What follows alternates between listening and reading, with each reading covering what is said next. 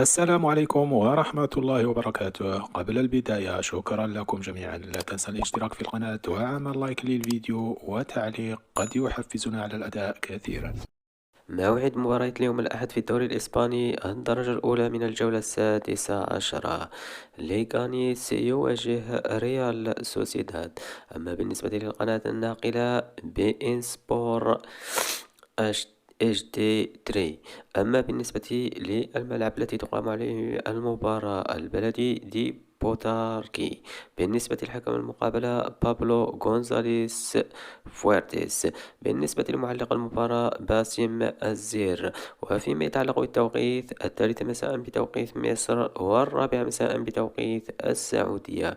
وهذه باقي القنوات الناقلة للمباراة بي إن سبور اف 9 اتش دي وبي إن سبور كونكت. وفي مواجهة أخرى أتلتيكو بيلباو يواجه فيلاريال. أما بالنسبة للقناة الناقلة بي إن سبور اتش دي 3. فيما يتعلق بالملعب التي ستقام عليه المباراة سان ماميس. وفيما يتعلق بحكم المقابلة فيكتور غارسيا فيردورا. أما بالنسبة لمعلق المباراة أحمد البلوشي. أما بالنسبة لتوقيت الخامسة والربع مساء بتوقيت مصر والسادسة والربع مساء بتوقيت السعودية.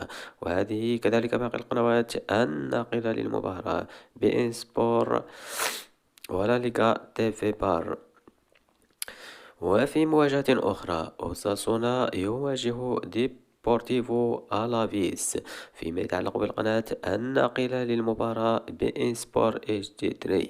أما بالنسبة للملعب الصدار. وفيما يتعلق بحكم المقابلة سيزار سوتو جيرادو.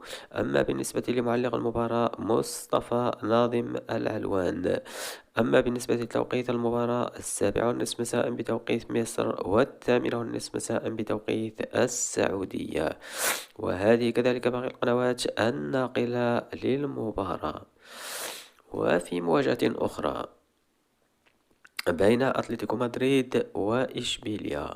فيما يتعلق بالقناة الناقلة للمباراة بي إن سبور اتش دي 3. وفيما يتعلق بالملعب التي تقام عليه المباراة سيباستيان ميرتوبوليانو. أما بالنسبة لحكم المقابلة خافير البيراروخاس. ومعلق المباراة محمد بركات.